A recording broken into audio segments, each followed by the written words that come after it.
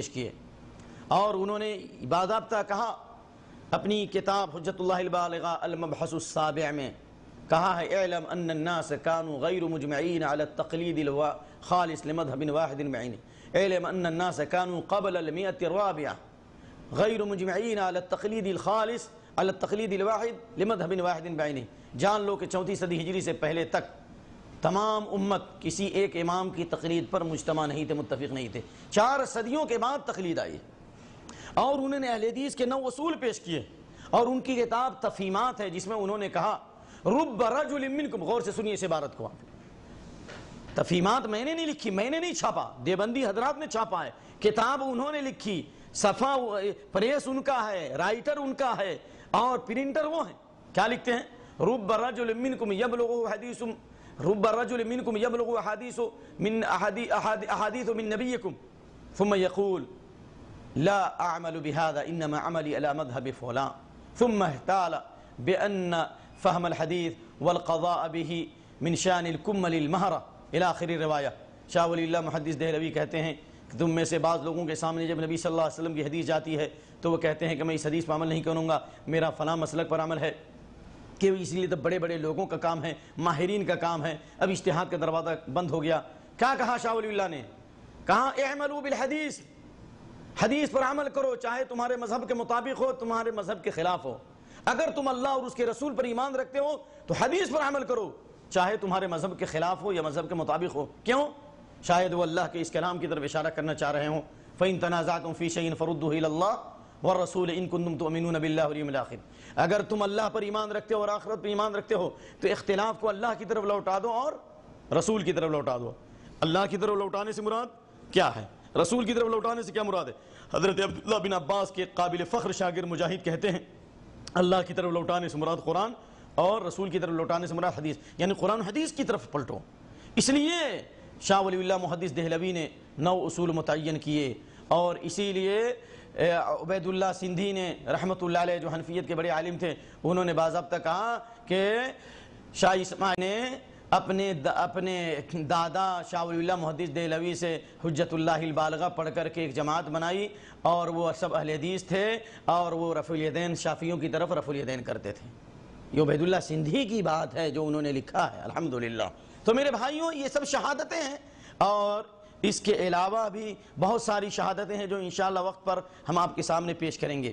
اگر اہل حدیث انگریز کی اولاد ہیں یا انگریز کے نطفے سے ہیں یا انگریز سے پہلے ان کا کوئی وجود نہیں تھا تو ہندوستان میں جمعیت علماء ہند کی بنیاد بھی انگریز نے ڈالی۔ اگر اہل حدیث انگریز کی پیداوار ہیں تو انگریز آج نہیں تھے، انگریز پہلے تھے۔ انگریز آج 1947 سے پہلے انگریز تھے اور کئی صدیوں تک انگریز کی حکومت قائم رہی۔ اگر انگریز کی اولاد ہیں اور انگریز کی پیداوار ہیں تو پھر جمعیت علماء ہند کی بنیاد بھی انگریز نے ڈالی۔ کیوں؟ اس لیے کہ سب سے پہلے جمعیت علماء ہند کے صدر کون؟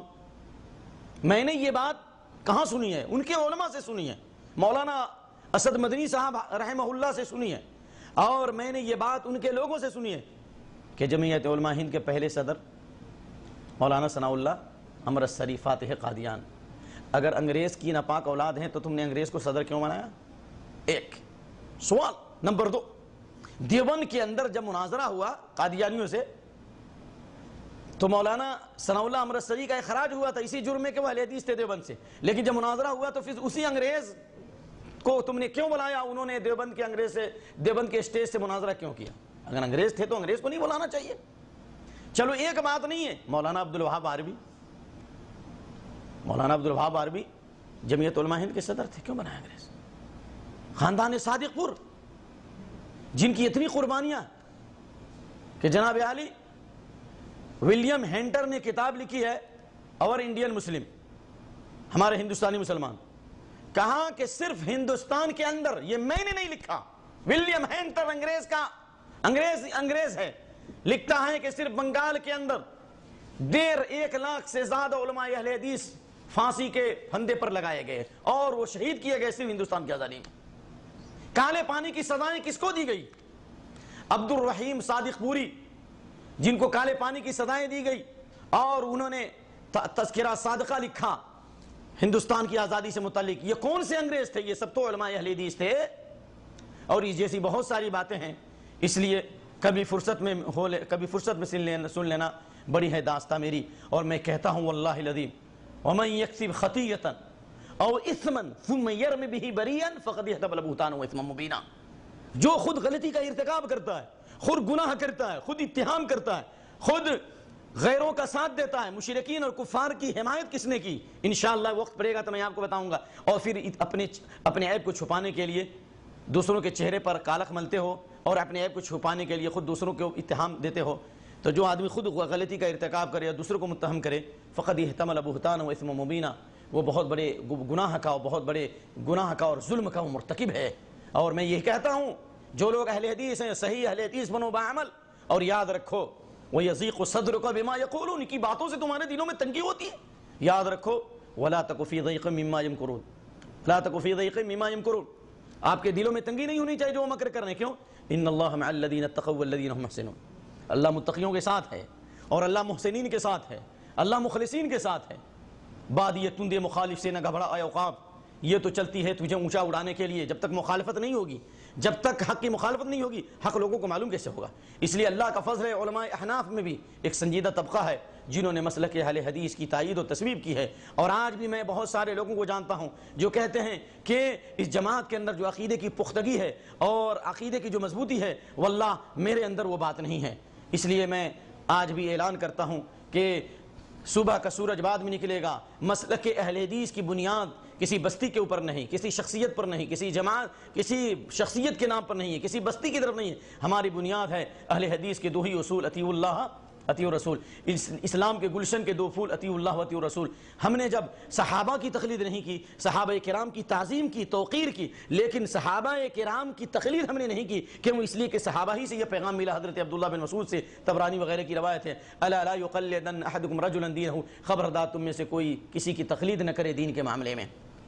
تو پھر جب ہم نے صحابہ کی تقلید نہیں کی لیکن صحابہ کی تعظیم کی، ائمہ کی ہم نے تقلید نہیں کی. کیوں؟ اس لیے کہ ائمہ نے بھی یہی کہا کہ جب میری بات قرآن حدیث سے ٹکرا جائے تو میری بات کو دیوار پر مار دو. تو پھر اگر نواب صدیق حسن خان کی تحریر میں کچھ باتیں نظر آ گئیں یا وحید الزماں حیدرآبادی کی تحریر میں کچھ چیزیں نظر آ گئیں، وہ ہمارے لیے دلیل نہیں ہے.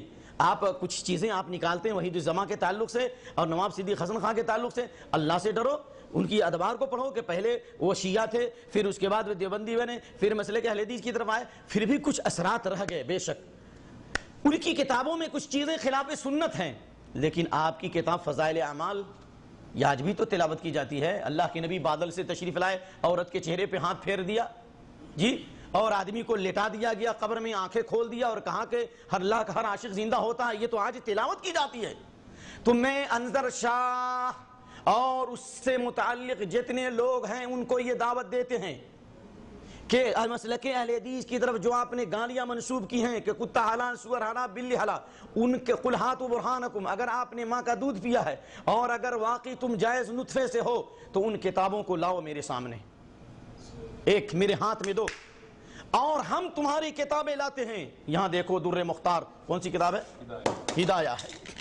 یہاں پہ کون سی کتاب ہے؟ در مختار ہے. اور بھی اس جیسی فضائل اعمال میں اور اسی طرح بہشتی زور میں جو خلاف سنت مسائل ہیں، شرکیات، کفریات اور بہت ساری خرافی باتیں ہیں. ہم اس کی وجہ سے ان کو کافر بھی نہیں کہتے، مشرک بھی نہیں کہتے، ہم ان کو معذور سمجھتے ہیں. ان کا معاملہ ان کے رب کے حوالے ہے. تو آپ میری طرف جو منسوب مسائل کرتے ہیں، آپ ہماری طرف آپ وہ کتابیں لائیے، غور سے سنیے جواب. اور آپ کی کتابوں میں جو مسائل ہم لاتے ہیں اور یہیں پر آ کر کے دونوں میں آگ لگا دیتے ہیں اور ہم جمع ہو جاتے ہیں قرآن حدیث پر. کیا میرے چیلنج کو کوئی قبول کرنے والا ہے؟ میں یہ چیلنج کرتا ہوں اور میں پھر اس انگریز کی بات کو پیش کرتا ہوں جو شہر گلاسکو میں ایک پروفیسر نے کہا تھا، ایک انگریز پروفیسر نے کہا تھا کہ آپ سائنس اور ٹیکنالوجی کے میدان میں یورپ اور امریکہ کو پیچھے نہیں کر سکتے لیکن صحیح علم اور صحیح عمل سے مسلمان کر سکتے ہیں. مجھے ایسے 40 نوجوان دو جو زبان و بیان کی مہارت رکھتے ہوں اور علم اور عمل کے زیور سے آراستہ ہوں، صحیح دین پر عمل پیرا ہوں اور صحیح علم رکھتے ہوں. میں ان کے دم قدم سے امریکہ اور یورپ کو تمہارے قدموں پہ ڈال دوں گا. میرے چیلنج کو کوئی قبول کرنے والا ہے؟ اس نے 40 کی بات کہی تھی. میں کہتا ہوں 40 کی بات نہیں، مجھے ایک بھی اہل حدیث کا مسئلہ جو قرآن و حدیث کے خلاف ہو دکھلاؤ، صبح کا سورج بعد میں نکلے گا اور ہم ابھی قبول کر لیں گے۔ رہا ان کتابوں کی طرف جو مسائل ہیں، تو جب ہمارا نام ہی آپ نے غیر مقلد رکھا، کسی کی تقلید نہیں کرتے، تو نواب صدیق حسن خان کی ہم تقلید نہیں کرتے، وحید الزماں حیدرآبادی کی تقلید نہیں کرتے، نذیر حسن املوی کی تقلید نہیں کرتے، نذیر حسین محدث دہلوی کی تقلید نہیں کرتے۔ ہمارے اسلام کے گلشن کے 2 پھول ہیں، اطیعوا اللہ و اطیعوا الرسول ہیں۔ یہی جواب ہے کہ آپ اپنی کتابوں کو لاؤ یا میری کتابوں کو دکھلاؤ، جس کی طرف جو آپ ہماری طرف منسوب کرتے ہیں۔ ہم آپ کی ساری کتابوں کو لاتے ہیں اور ہم اپنی کتابوں میں آگ لگاتے ہیں، جو آپ میری طرف منسوب کرتے ہیں آپ اپنی کتابوں میں آگ لگاؤ اور ہم متفق ہو جائیں گے۔ تعالوا الی کلمۃ سواء بیننا وبینکم الا نعبد الا اللہ ولا نشرک بہ شیئا ولا یتخذ بعضنا بعضا اربابا، کہ ہم سب مل کے ایک اللہ کی عبادت کریں گے، اللہ کے علاوہ کسی کو شریک نہیں کریں گے اور قرآن و سنت پر جمع کریں گے۔ یہ میرا دعویٰ ہے، یہ میرا چیلنج ہے، اور الحمدللہ ہم نے احناف کے تقریباً 8-9 مدرسے میں تعلیم حاصل کیا ہے اور ہم نے علماء احناف سے پڑھا ہے۔ اگر اندر شاہ صاحب نے دیوبند سے پڑھا، ایک دیوبند سے پڑھا ہے، میں نے 4-5 دیوبندی مدرسے سے تعلیم حاصل کی ہے۔ اگر انہوں نے عمر آباد میں تعلیم حاصل کی، میں نے بھی عمر آباد میں تعلیم حاصل کی ہے، اللہ کا فضل ہے۔ اور آج بھی الحمدللہ علماء احناف سے ہمارے روابط ہیں، اور آج بھی جو ان کے اندر سنجیدہ لوگ ہیں ان کے ساتھ ہمارا تعاون ہے حق کی بنیاد پر الحمدللہ۔ آپ سے بھی میں کہتا ہوں کہ ہماری غلطیوں کو ہمارے سامنے اجاگر کرو، ہم آپ کا شکریہ ادا کریں گے، لیکن یہ دیوار کے پیچھے سے حملہ مت کرو۔ یہ کس کی صفت ہے دیوار کے پیچھے سے حملہ کرنا؟ لا یقاتلونکم جميعا الا فی قرى محصنة من وراء جدر، یہ تو یہودیوں کا کردار ہے۔ اگر آپ ہیں تو جب آپ نے مدینہ میں آپ نے مسلک اہل حدیث کی تائید کی، تصویب کی، اور آپ نے کہا ہم اس کا اعلان کریں گے، اور ابھی ماشاءاللہ ابھی آج سے 1 ماہ پہلے تقریباً تشریف لائے مکے کے اندر، معلوم ہوا کہ انظر شاہ تشریف لائے، بڑی خوشی ہوئی، میں نے ٹیلی فون سے رابطہ قائم کیا۔